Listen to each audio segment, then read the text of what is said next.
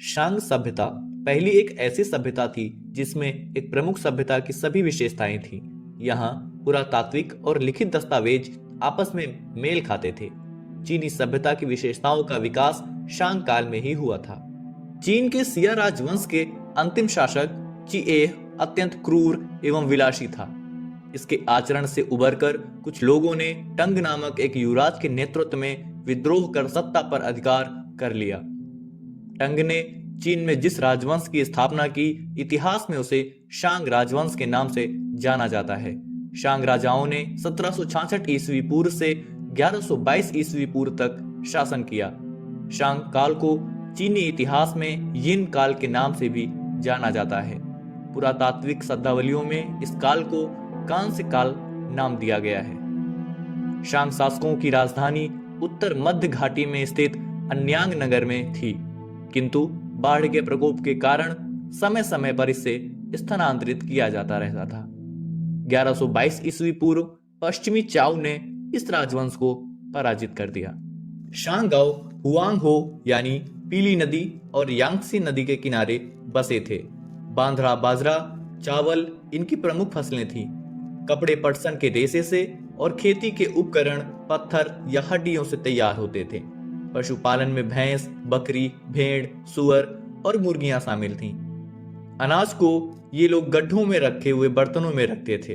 इन बर्तनों को बनाने के लिए चाक का उपयोग होता था, परंतु परिवहन में पहिए की कोई गाड़ी नहीं मिली है। हुआंगहो नदी खेती के लिए काफी महत्वपूर्ण थी। यांगत्से नदी के आसपास वर्षा अधिक होने से चावल की उपज अच्छी होती थी।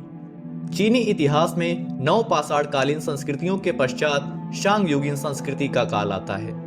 इस संस्कृति के अवशेष हमें अन्यांग नामक स्थान से मिलते हैं। इस स्थल का उत्खनन कार्य 1928 से 1937 ईस्वी में चीनी अकादमी के निर्देशन में प्रोफेसर ली ची और तुंग त्सो पिन ने किया था।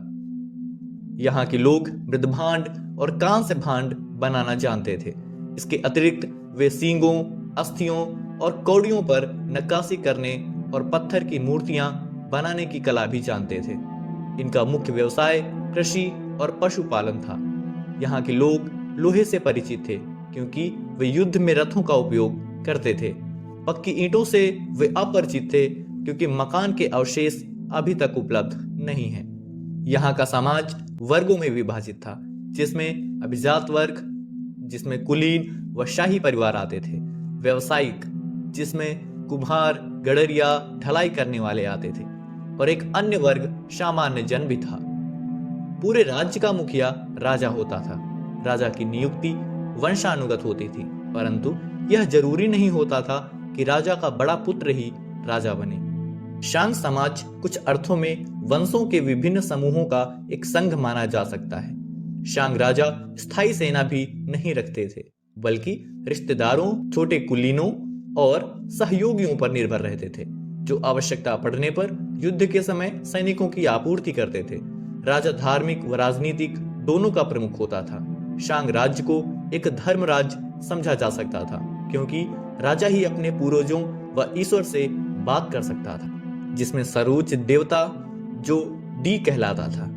इसे दैवीयकरण की प्रक्रिया भी कहते हैं। साक्ष्यों के अनुसार वहां के निवासी न केवल मृतक को दफनाते, बल्कि उसके साथ में जरूरत के सामानों को भी साथ रखते थे। उनकी मान्यता थी कि मरने के बाद भी इन वस्तुओं की आवश्यकता पड़ सकती है। इन वस्तुओं से हमें उस व्यक्ति की आर्थिक व सामाजिक स्थिति के साथ धार्मिक विश्वासों के बारे में भी पता चलता है। शांग सभ्यता की विरासत, इसमें सबसे पहले हम बात करेंगे प्रतीकात्मक लिपि के बारे में। वर्तमान में दुनिया की लेखन पद्धतियों में चीन की लिपि अद्वितीय है। अक्षरों का अभाव, चिन्हों द्वारा विचारों और चित्रों का प्रतिनिधित्व ऐसी विशिष्टताएं हैं कि चीनी लिखित भाषा को अलग से ही पहचाना जा सकता है। यह स्पष्ट रूप से शांग सभ्यता के साथ अस्तित्व में आई। दूसरा है वंश का महत्व। चीनी समाज में बहुत लंबे काल से एक विशिष्ट वंशीय आम समूह की एकजुटता पर विशेष जोर दिया गया है। प्रत्येक व्यक्ति एक विशेष पहचान के साथ अपने वंश से जुड़ा होता था और परंपरागत रूप से इन वंश व्यक्तियों पर अपना प्रभुत्व और उन पर नियंत्रण रखता था। और तीसरा है पितृ। चीनी परिवार आज भी अपने मृतक पूर्वजों को याद करने और उनको सम्मान देने पर विशेष महत्व देते हैं। यहाँ तक कि बहुत से चीनी समाज प्रतिदिन अपने पूर्वजों की कब्रों को साफ करना, खाना देना, पैसे और अन्य आवश्यक वस्तुएं उनकी कब्र पर रखना जरूरी मानते हैं। और चौथा है मानव और स्वर्ग के बीच मध्य के रूप में शासन की अवधारणा। यह भी एक अवधारणा थी जिसके आधार पर बाद में चीनी राजाओं ने स्वर्ग से अधिदेश प्राप्त सत्ता के अधिकार का दावा किया।